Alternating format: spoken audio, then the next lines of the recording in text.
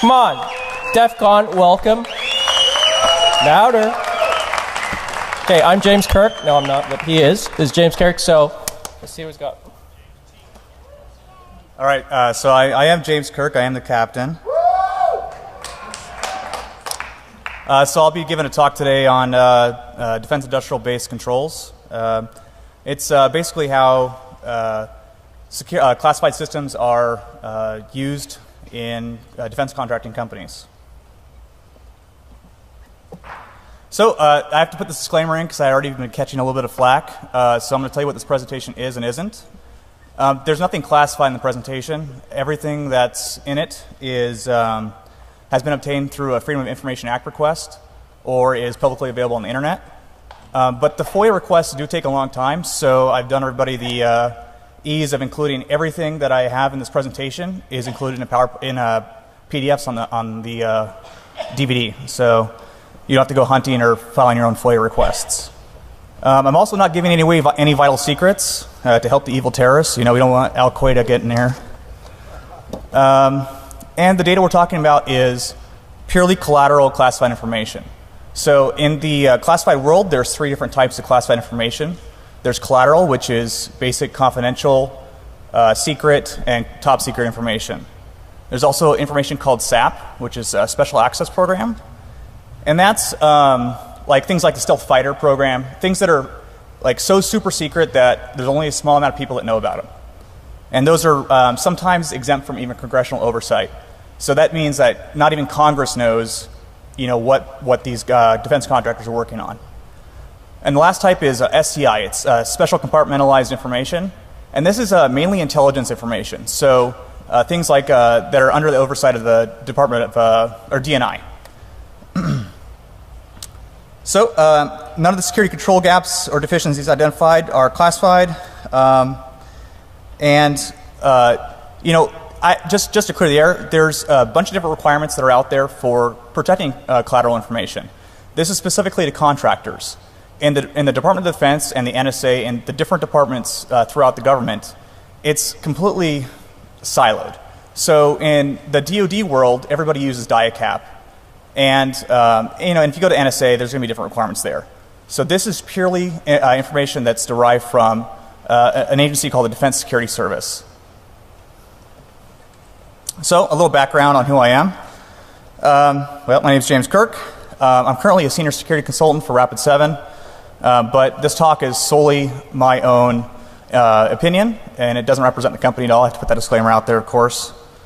I used to be a special agent for the Defense Security Service. I was with the agency for 1 year and 8 months before I just couldn't take it anymore. So this topic is mainly going to be about the DSS, how they implement controls, how they develop them, and some of the major flaws in their security controls. Now, unfortunately, it's going to take me a little while to get there, so I hope you guys hold out. It's just because I want to give some background. Not a lot of people are familiar with how classified controls are put in place, how they're developed, and how they're enforced.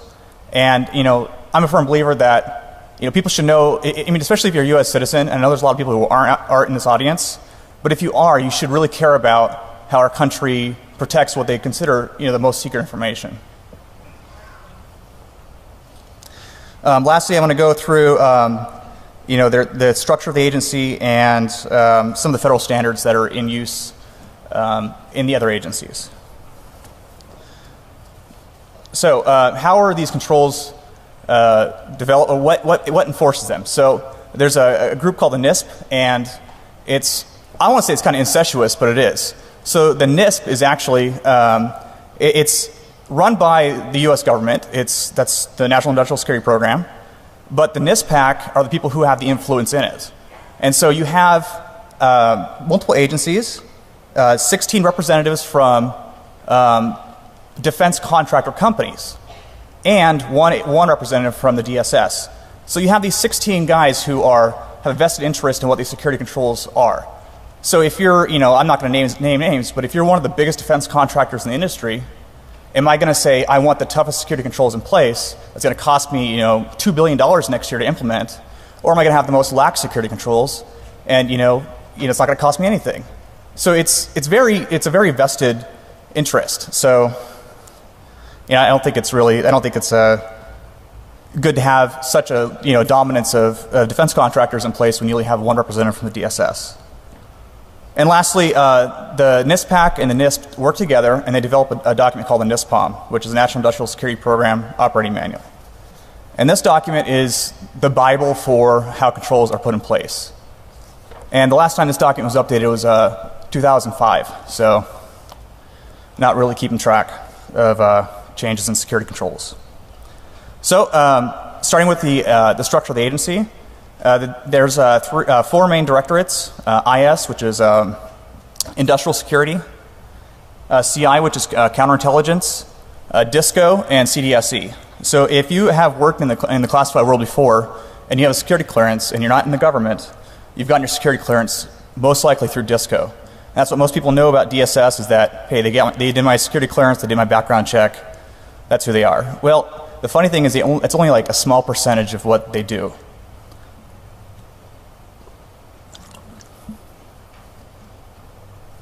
CI is just how it sounds. They do counterintelligence. If a defense contractor gets hacked, or if there's a foreign agency that's trying to target that company, a counterintelligence group will go out there and interview them. I've got some slides at the end of the presentation that go over some of the information that has been aggregated from counterintelligence.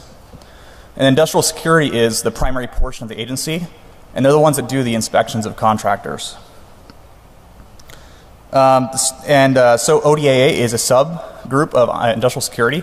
It's called the Office of Designated Approval Authority, and these are the guys that handle just the computer systems that process classified information. There's four regionally dispersed DAAs. These are Designated Approving Authorities, and these are GS-15s. And if you know anything about military-esque, they're the equivalent of a colonel or a captain in the Navy. And so they're pretty, they carry a lot of authority. And they're the ones who derive the security controls based upon where your company is in the country. So it's like West Coast, southern part of the United States, East Coast, and then the capital region. The agency is run by a few SESs, and these are senior executives that are appointed by the Undersecretary of Defense. And so the main thing I'm trying to get here is the DSS is ultimately responsible for enforcing everything that's in the NISPOM. And so if you're a defense contractor and you're processing classified information, the DSS is going to have oversight of your company. So how does a company process classified information? It goes through a certification and accreditation program. And so when I worked at the agency, basically what would happen is a contractor would say, okay, we want to stand up, based upon our contract, 50 or 100, let's say they're secret systems. And so what they do is they fill out this 15-page document. They click on a couple things and they send the document to me. I have 28 days to review it. I look at it. I can't tell if they're lying or not because I'm not validating anything. I'm just looking at what they put in there and make sure that that they've signed it, that it's correct, and then I send the document up to my boss who approves it. And he doesn't review it, he just makes sure that I have all the appropriate documentation sent to him. So after it's approved, the contractor can then start processing secret information or whatever level they've asked for up to 6 months without any oversight, no validation if they have security controls in place. It's just based upon their trustworthiness. Now, and then they can ask for an extension and get another 180 days. But usually we have to look at them between 6 months and a year. And when I'm working with a company, I'm only working with one person who's been designated as the Information Systems Security Manager. And this can be, I've seen it a few times where this guy graduated with a master's in business, worked at Enterprise Rent-A-Car for a year, and now he's been appointed to the ISSM. He has no security experience, doesn't know anything about information security, and he's the person who's ultimately in charge of, in this case, a Fortune 500 company running thousands of computers are connected, doing top secret information. I don't know why, but that's the way it is. I don't get to choose who they pick. But the only thing that stops that is there's a regulation in the NISPOM that says they have to be trained to a level commensurate with the company or with the level of the information system. And that can be, that's so ambiguous that we can never really enforce it unless they do something, disastrous. Then we can say, well, you're an idiot, so find someone else. My role was an ISSP, Information System Security Professional. During that 6 month period, where am I going here? Okay. So we schedule an on-site visit with the company. And so, I email back and forth to say, hey, what's a good time? And we go out to do a visit. Now, this is for the accreditation portion. And this is within a 6 month period. We go out and I spend maybe a couple hours with the company. And we don't have any tools to do the evaluation. We're not allowed to run tools on the contractor systems. So all I can do is ask them to click through things and show me that it's configured correctly. And it's based on a simple checklist that says our password's in place, our password's X characters, etc. As for applications, we don't really care what applications are installed in the system. We don't care what patch level the applications are at. And it's a pretty generic accreditation. So after I do that, then I do some more paperwork again, and I send it to my boss, and he says, hey, they're good to operate for 3 years. So, okay. Then within so these companies, if they're not processing computer systems, they're still subject to an annual inspection. That's where we go out and check, make sure that they have people who have access to classified information in the safes actually have clearances. So we now add them as part of their annual inspection. So it might be 2 months from now, I'll go back out there again and do their annual inspection. And this is a lot different than the accreditation. This is when I go in and we just basically tear apart the company. We open up all the safes, all the drawers. We have basically unfettered access to anybody who might have access to that classified information or the systems. And that's where it was a little bit more fun, because then you go in and you just get to sometimes tear apart the company. And so if we find any discrepancies there, then we fail the company or give them a lower rating. I'll go into that. So, and that's kind of out of place here a little bit, but what I'll do is they'll do the security controls first. So these are the security controls that our companies are required to implement. And starting with Linux, I kid you not, this is straight. I have the reference here. This is the only requirements that they must implement that are specific to Linux. So if you have experience with Linux, this I hope you understand that this is not sufficient. So when I first got to the agency, I knew this as a contractor already. I was kind of on a mission when I got to the agency, I was like, well, their security controls are crap, for Linux at least, and so I'm going to try to work to implement some better controls. So my partner and I, within the agency, we spent about 7 months when I got there developing security controls for Solaris 10 and Red Hat 5. And these were supposed to cover both the Unix and Linux variations.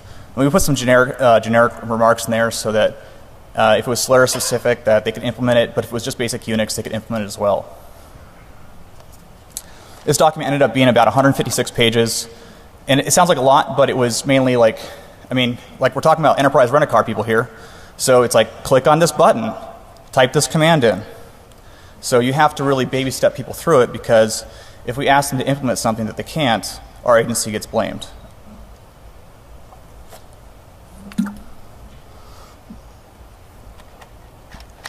So this is, so when I was talking about the NISPOM being the Bible document, that is very true.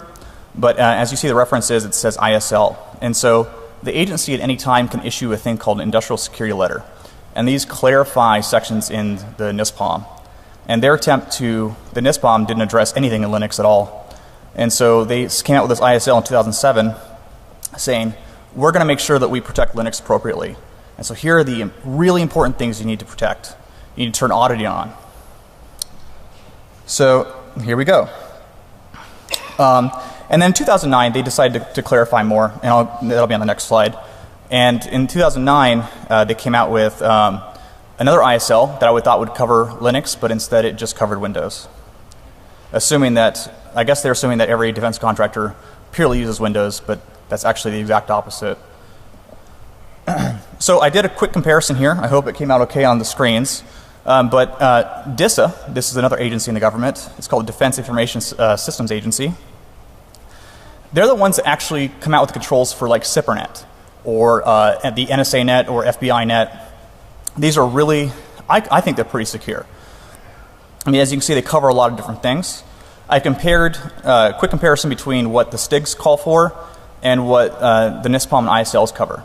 So we don't cover discretionary access controls at all. We don't care if you use privileged commands. We don't care if you print things. We don't care if you take things off the system. And we don't care if security personnel do anything either. And so, it's kind of funny to me because some of these things are the things that we should care about the most. Because, if I'm processing classified information in a company, I'm not caring about, some ninja trying to sneak in, break through a secure room. I mean, we have locks on all the rooms. We have motion sensors in the rooms. These are all requirements. And, I can't recall a time when someone actually broke into a classified room and stole stuff.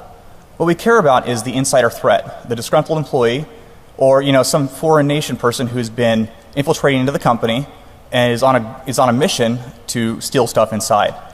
And the only way that's going to happen is if we're tracking and auditing people printing stuff off or exporting the media. And I'm going to get into it at the end, but this is a perfect example of the WikiLeaks. Whether you're for it or against it, this guy was easily able to take a CD and burn stuff all day long.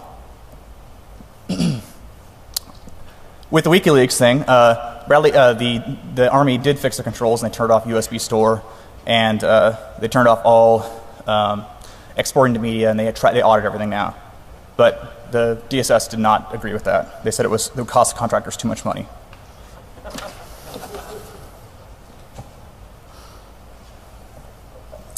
So, one second here, sorry.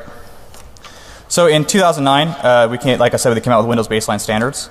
This was similar size to the document I wrote, about 150 pages. It came out with also a document called the Standardization of Baseline Technical Security Configurations. It's a long, stupid name, but basically it says this is how you configure Windows. Here's the thing, though. A lot of companies have fought this because the NISPOM is the only document they have to follow. And the baseline standards clearly in the front of the book says this process manual is not directive in nature. It just says that if you want to get approved in a timely manner, you have to follow the document. Well, what if I'm a company and I don't want to get approved in a timely manner? What if I just don't give a shit? Well, then, you don't have to really follow the document. And then lastly, in 2011, they actually worked on a document that modeled NIST 853 standards. And it does pretty good. NIST is also based on what the STIGs are based on, so I thought they did quite well with that. However, it doesn't matter when these documents came out. If you were approved in 2009, you don't have to update until your next accreditation date, which is 3 years. So you can still run unsecure for 3 years, in my opinion. Of course, Linux is still left out. I guess they still think those 7 different things are the end-all be-all of Linux controls. Some of the major changes in the June 2011 one was they've moved to 14-character passwords finally, which has been a standard in place for quite a while with NIST.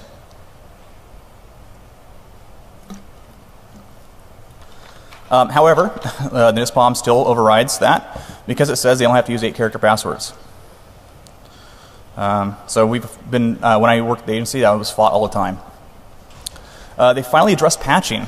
So in the past, you never had to patch any of your applications. It wasn't required. And so now it just says that if the ISSM, which is your enterprise rent-a-car guy, thinks there might be vulnerabilities resulting from software, they have to patch it. Now it doesn't say, it says expeditiously, but as a special agent going to do an inspection, what does that mean? How do I hold a company to an expeditious timeline? It's not really fair to the company, and it's definitely not fair to the agency because you can't, that's not an enforceable standard. They also sort of addressed USB drives. They said that they must be tracked and accounted for. What that means, again, is up to interpretation.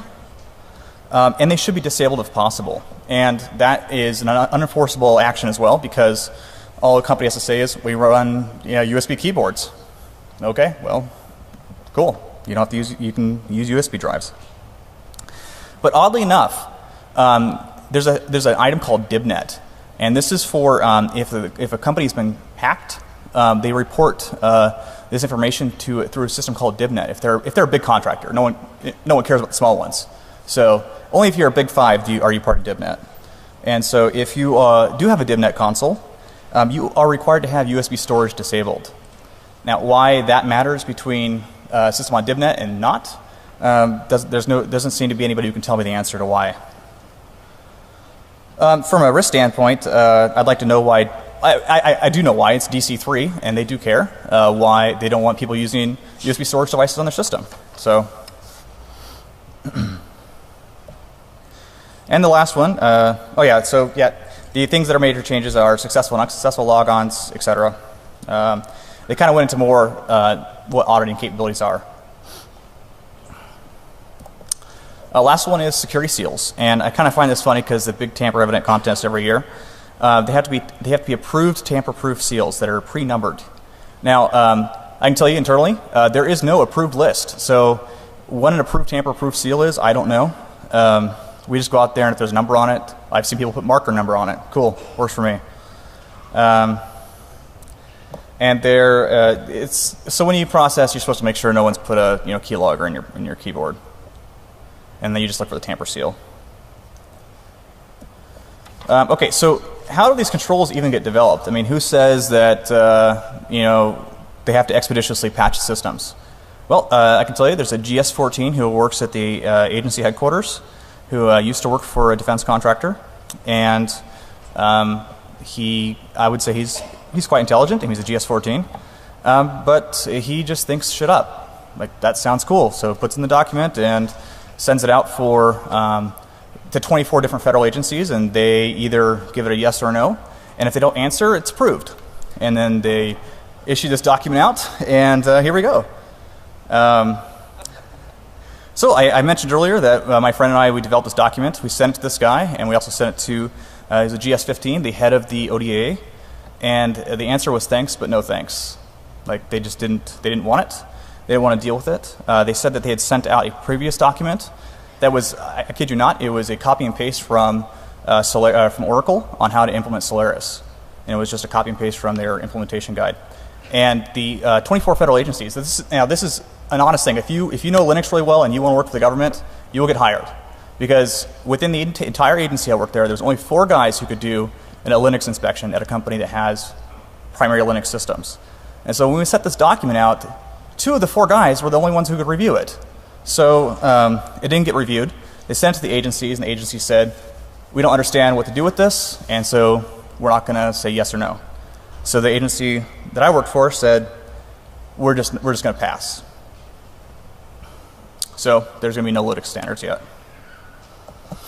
Okay, so when they're developing these security controls and they're saying, well, how do we test these before we say a defense contractor has to use them? I mean, how do we know that we're not going to break their systems, just by thinking shit up? Well, we use a lab environment, which consists of a laptop from 2006, a hub, and another laptop from 2006. And, when I first got this lab environment, it had Windows on it, and I didn't have access to the BIOS, and I couldn't install Linux unless, we just pop the board out and reset it. But that's basically that's what they have at headquarters as well. So honestly, the test resources are limited, and one of the biggest complaints about the agency is that the controls aren't developed. So back in 2009, when they first came out this huge document on how to implement Windows, they did, and basically the people who actually follow the document line by line ended up locking their systems out because it makes them shut down if unable to audit, which is a good setting, except that they turn an auditing feature on that logs like 10,000 audits in like 2 minutes. So as soon as they turn it on, it shuts down the system.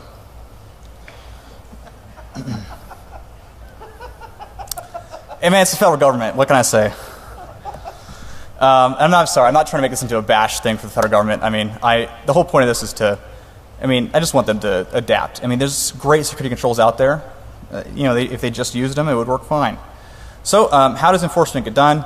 It's through a credentialed special agent. It's through a 0080, which is the guys that do with the physical security. And there's also 2210s, which is what I was, IT specialist. So when you get onboarded, they do a phone interview and they say you're hired. And the phone interview was about 10 questions. The one question that referenced Linux was, how do I show running processes? And then I was a certified Linux guy.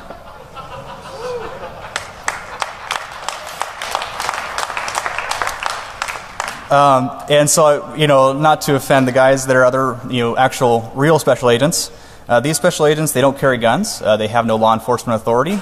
They just carry a badge, and the most we can do is throw it at somebody. So it's kind of, the only cool thing was I got an undercover car, and so I'd go speeding in it, and when you get pulled over, it's registered to the Attorney General of the state of Texas, so it's kind of fun. So for training, they onboard you, and they send you to the DSS Academy. And you're like, sweet, I'm a special agent, I'm going to go to the academy, I'm going to go run around with the FBI. Because it is on Quantico. But you get there, and it's a 2-week course, and they teach you how to do an inspection, which is basically getting on a ladder and looking around in the ceiling to make sure no one's hiding up there. And I'm like, okay, so when are we getting to the computer side? I mean, I'm an IT guy. I'm not here to do physical security inspections. Like, oh, it's coming, it's next week. Okay, so go through the first week, cool. I'm now certified to do physical inspections. Second week, they're like, okay, so here's how to do a computer inspection. They put a Windows PC connected to a hub with another Windows PC. And they give us a checklist that checks to make sure that you can log in and that there's passwords set. And now I'm certified to do PC inspections. They call them peer-to-peer LANs. And so I brought up the question because I used to work for one of the big defense contractors. Said, well, what about like a 5,000 node WAN? I mean, we had that at my company. Oh, well, that's just OJT. So, well, I work in Texas in an office by myself, so how am I supposed to get OJT? Now, I already knew how to do the inspection. It was just more of like, rhetorical questions to see what their answer was. And they don't have one, and that's the extent of the training. And the thing is that this training is to encompass either 0080s and 2210s. So you have these guys who have never touched a computer to do inspection, these people that are actually physical security specialists that are now doing computer inspections. They're the experts out there certifying systems. And so this is a job posting I want to show you guys from the agency. These are the requirements you have to be a GS-13 in the agency, which is actually a quite high and highly paid position. There is no Linux requirements, so you can see that. And I'm stuck on this Linux thing because it gets under my skin, but you don't have to have much experience at all.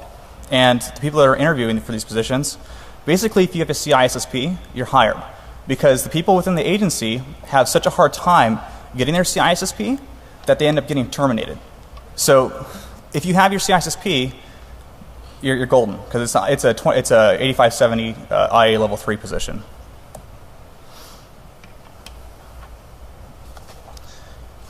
All right, so what happens during an inspection? I kind of went over it a little bit. If we go in, it's depending on the size of the company. There's a few different sizes. There's AA's, which would be like a company that makes airplanes, and they have a huge. I mean, they're building strike fighters. Well, I'm not going to name names, but these are big facilities. So we have like 7 guys to do IT inspections there, and it's sometimes it's complex. They put the guys with the best skill sets to do the portions of the inspections that they're good at. I always get stuck doing Linux and network controls like firewalls.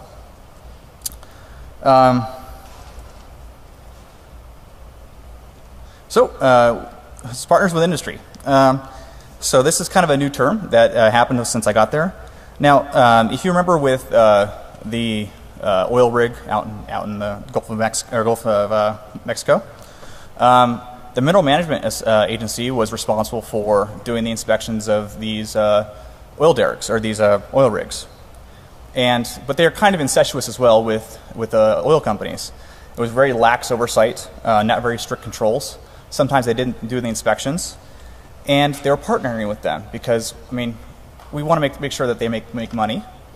And so that's the same thing. When I got to the agency before, it was always, they're a compliance oversight agency. We have to hold the company to a standard. Well, when I got there was a lot of complaints that defense contractors thought we were being too hard on them and we're not letting them make enough money. So we have to partner with them now.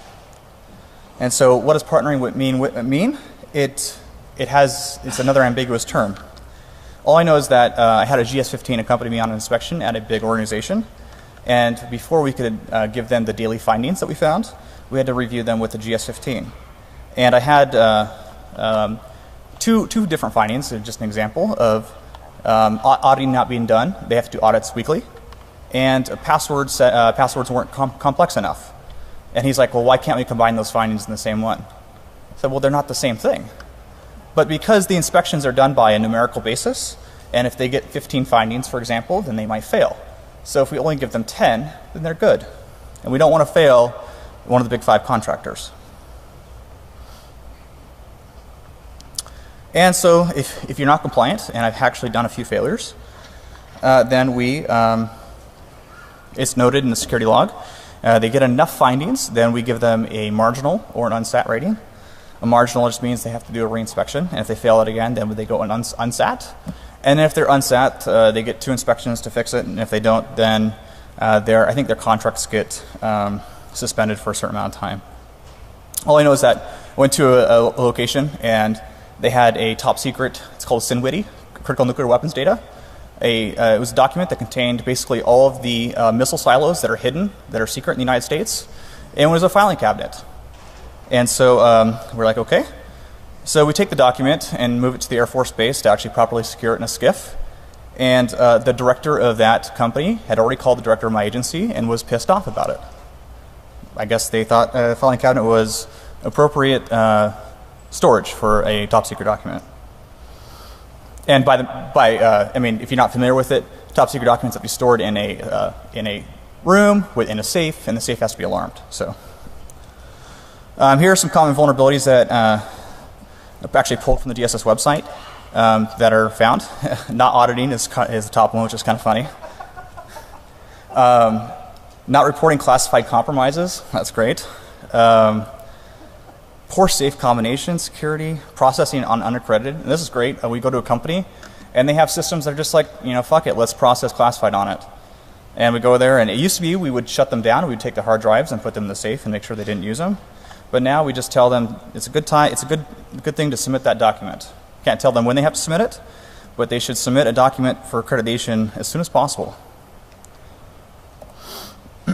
Okay, so an overview of some of the inadequate controls that are in Windows. Patching, like I said, it's very ambiguous, and I mean, if the document's not patched, I can't tell them to patch it. I mean, I just have to tell them that they should expeditiously patch the system. Okay.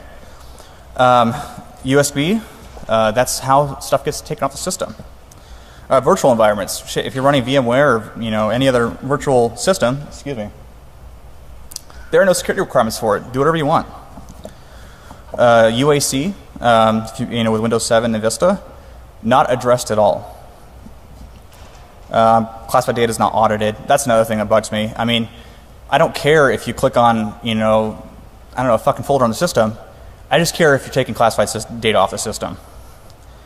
Training is another one that bugs me, is that we're not required to have these guys, sufficiently trained. I think that there should be a firm training requirement for the ISSMs, and it shouldn't be a person-firm enterprise. So for Linux, honestly, there's just too many to list. I kind of did a overview here. The problem is there's a lack of expertise within the agency, and there's a lack of expertise in the government. And if you drive down I-35 in Texas, you'll see signs everywhere that says "No Linux, we'll hire you." I mean, so this is a good thing to learn, is if you're not familiar with Unix and Linux, or you don't feel comfortable with it. I mean, there's job opportunities out there all over the United States. This is the bottom one. It's kind of funny. So I went to a company, and they didn't have any of the audit.rules set up, and so I logged as a finding. They fought me on it, and I was told that nowhere in the documentation does it say that they have to have the audit.rules file configured, so they don't have to have any auditing flags. So they're not going to audit anything, and it's not a requirement. So same issues that affect Windows as Linux, patching, USB, virtual environments, and tamper controls. Like I said, there are no approved tamper controls, so there are no approved tamper seals, so they can use whatever they want. I've seen people use, not tape, but like kind of laminated stuff, and then they put a number on it, and that works.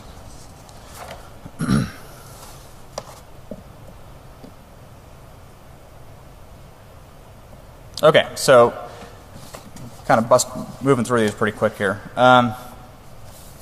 So the whole point, I think, is if you do work in this world, you know, I'm not trying to bash the companies, I'm not trying to bash the agencies, but the point is that I think there should be a partnership.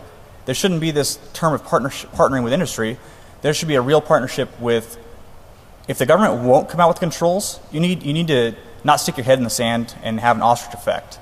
You shouldn't say, well, they didn't tell us that we had to have 14-character passwords on Linux systems, so we're not going to implement it. Well, that's just a crap answer.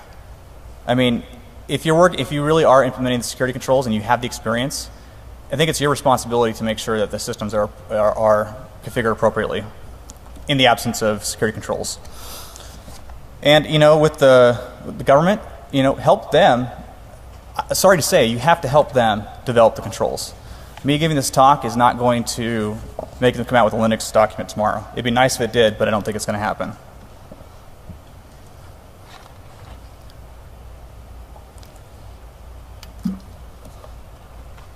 So, why does this talk matter? So, whether you believe it or not, there are real governments out there, other nation states, and even people that are targeting the U.S. technologies. And so I've actually taken, this is, the counterintelligence group within the agency is fantastic. And the only downside to the counterintelligence agency is that now if the NSA detects that your company's been hacked, the counterintelligence agency or counterintelligence group will go out there and talk to you about it. And so will a representative that was like me. Except we can't tell you who hacked you, we can't tell you what they hacked, and we can't tell you how to fix it. You've just been hacked. Sweet. So here are some actual real data of what, this is for East Asia and Pacific. If this was a classified briefing, I could give you the real countries, but it's not. So we have to be generic here. Just, you know, put it on a map. This was for FY09, so from October 2009 to October 2010.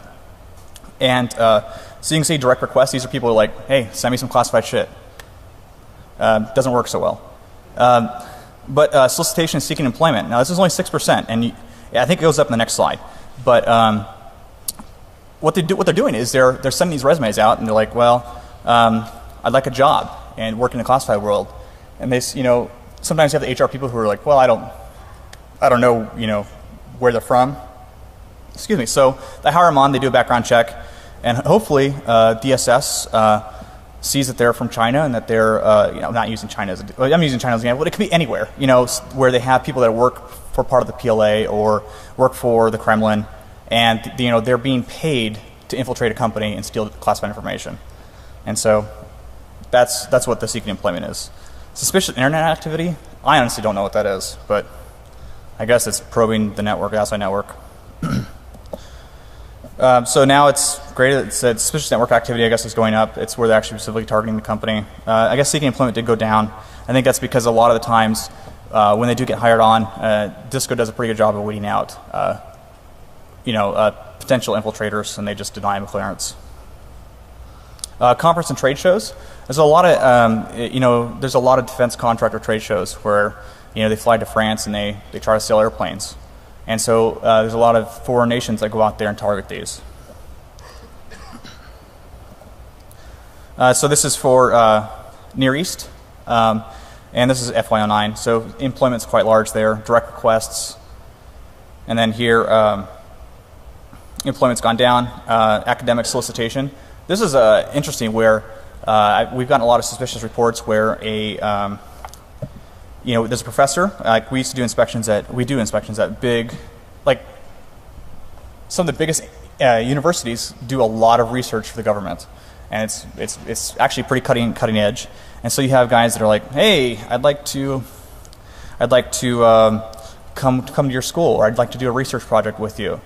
And, you know, they misspell the guy's name. It's like a Nigerian email scam sometimes, but they're trying to work with this guy who's working on a classified project. This is for Europe and Eurasia. And then this is FY10. And then this is South and Central Asia. And then FY10 as well. So South and Central Asia, they have a higher percentage for solicitation and seeking employment. Now, when I first did this talk, I didn't think I'd be in track 1, so I had to actually brought the book with me to share because there's more information in it, but it's actually quite a large room, so if afterwards you would like to see some more information on it, I'll be in the QA room and I can actually let you take a look at the document where this is derived from. So wrap up, and I hopefully have some time for questions in here as well. So why the talk, right? So like I said, the talk's not meant to bash the agency. It's not meant to bash the companies. But I think, honestly, the federal government's been kind of, not necessarily the federal government, I'll say the DSS has been remiss in developing appropriate security controls to protect classified information in multiple areas. And I don't want to say that it's primarily because of money, but it really is. And what happens is when we start developing new documents, like the new NISPOM is coming out, I believe in 2013, is you have 16 representatives from different contractor companies that are, they're the ones who get to, they're the ones who get to help draft this NISPOM. And so it's, like I said in the beginning, is it their best interest to develop the most hardened security controls that are going to cost them the most money and hire the most, technical people to implement? Or are they going to go for lax controls that allows them to just be willy-nilly with implementation and hiring people from enterprise?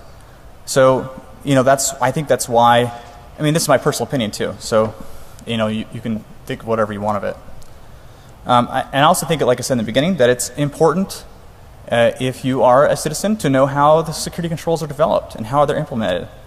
And, because ultimately this is your data, right? The federal government should work for us, not the other way around.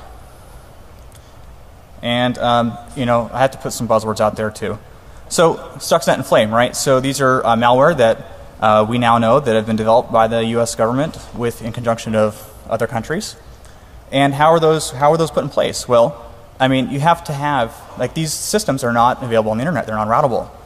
But you have to have an insider that puts this malware on the systems. And what's stopping that from happening here? There's nothing. There's absolutely nothing stopping people from coming in, an insider, and putting malicious malware on our systems and harvesting data. Now, I'm not saying that security controls will stop it, but at least to help audit it. It'll tell us what happened, or it'll slow them down. And by auditing removable media or stopping removable media from being used on the system, we can stop another Bradley Manning or another WikiLeaks incident. Like I said, either for or against it. I think that some of the information that's been released is good, but a lot of the information is, it's classified for a reason. So I think sometimes the government overclassifies stuff, but anyways, I do have all my references in the document too. This is all available on the CD or the DVD. And I guess if anybody has any questions, I'd definitely like to answer some.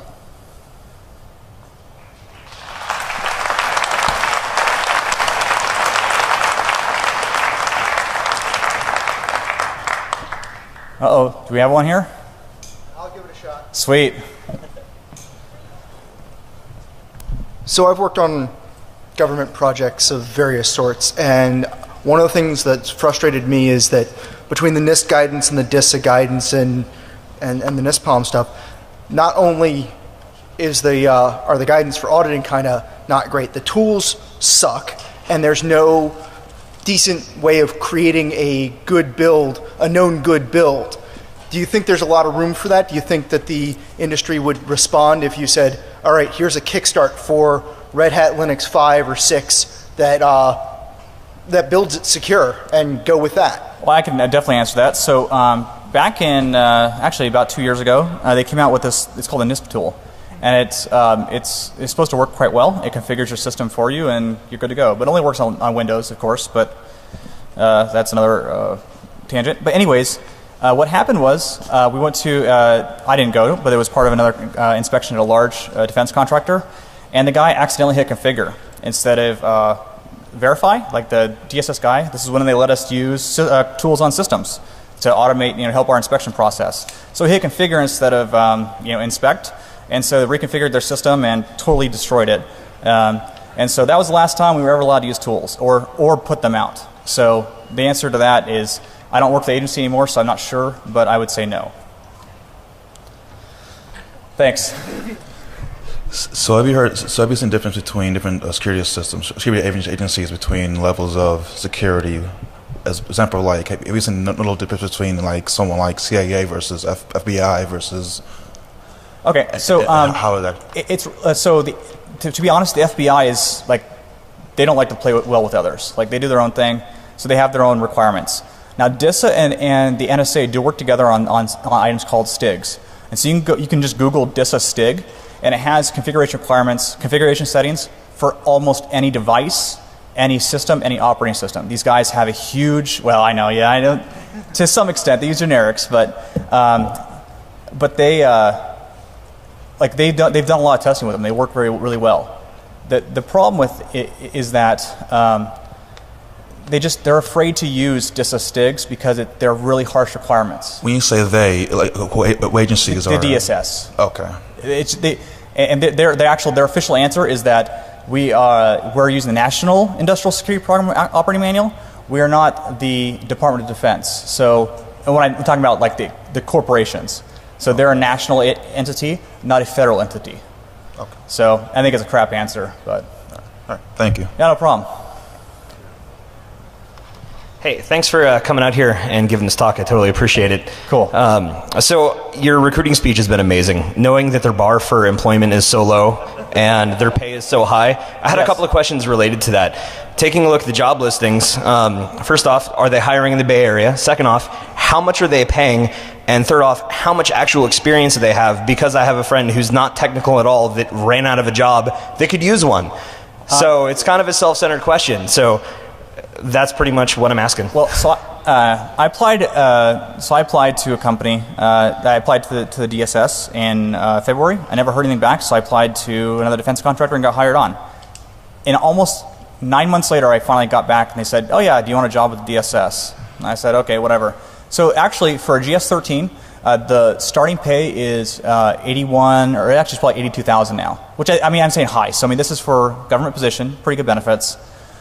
In the Bay Area, it's probably going to pay around 95, you got about like 6 to 9 month lead time. But I'm sure they're hiring. Actually, when I checked the job postings yesterday before I updated my slides, they didn't have any positions opening, but the 2210s are considered as critical fill, so they're going to be hiring all over the agency, I guess. Excellent. Thank you very much. Yeah, go for it. Yes, well, I told them I wasn't going to move unless they paid for it, so they paid for me, but most of them are no PCS. So I was going to say, feel your pain. I know what it's like starting the support group for people like us, meets in the bar after all the talks. I'm in. But I just want to comment, you know, the DIACAP process is written by and for bureaucrats. A lot of times, you know, it's just paper drill, and they say, oh, well, we'll accept all these risks because we just want to make it work. I know. And, you know, see it time and time again. And CNA packages really are nothing more than telling adversaries how to get into your systems. Oh, I know. Yeah. You know, and so DSS, their answer to taking the CNA packages off, they took them off the internet because they said, well, we don't want our adversaries to know about them. Then why the hell can I request them through a FOIA request? If you're telling me that an adversary who really wants to get into an agency, into a company, is not going to do a FOIA request, well, that's just ignorant. You got one? Yeah, actually, I just wanted to say I can't believe you just dropped the bomb. That is, I feel the pain. Oh my gosh, that's amazing talk. Thanks. I just want to say I couldn't help but get the feeling here. Are you trying to ask DEFCON to do something for you? Hell yes. Is there a hidden message or something? No. I was told there might be some guys from the agency here, so I mean, if they are in the audience, it's not like I said, it's not a bash on you, but like, you know, you got to do something about it. I mean, it's shit. So, thanks everybody for coming.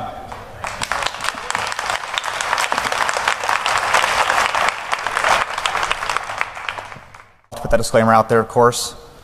I used to be a special agent for the Defense Security Service. I was with the agency for 1 year and 8 months before I just couldn't take it anymore.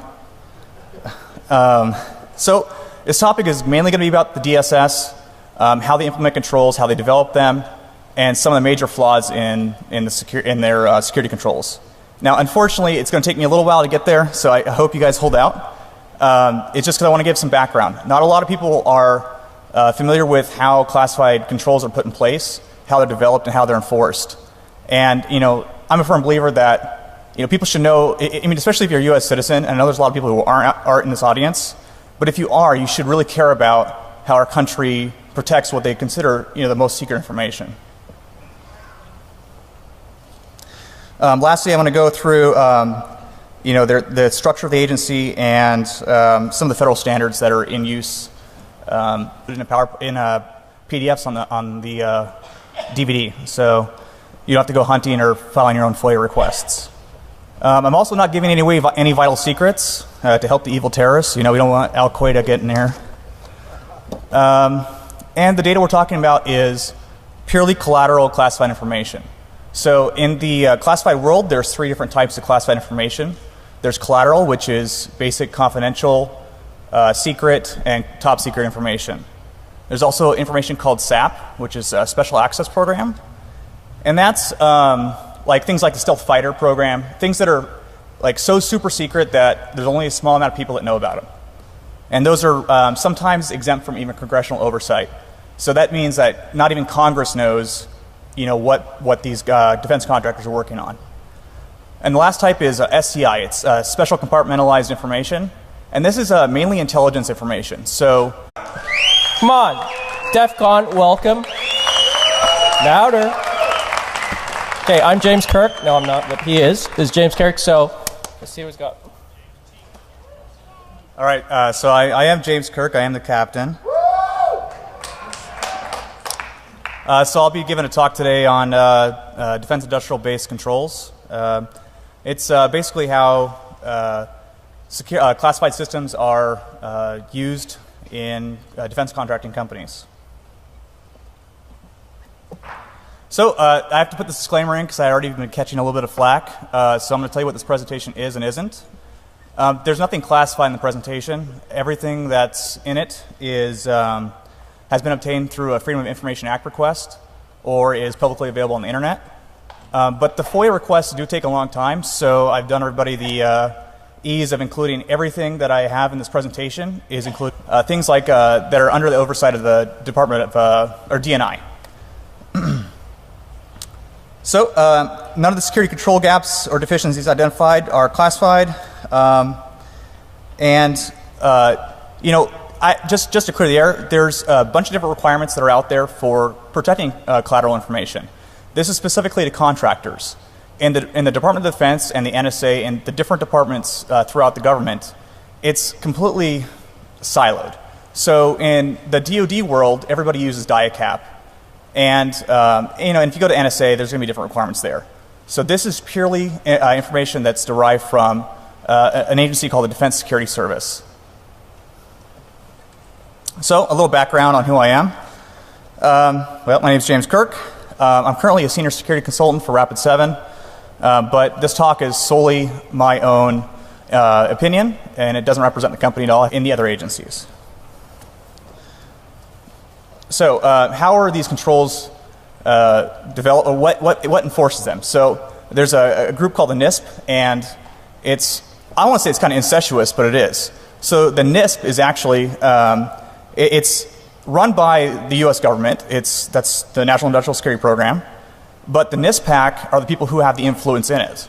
And so you have multiple agencies, 16 representatives from defense contractor companies, and one representative from the DSS.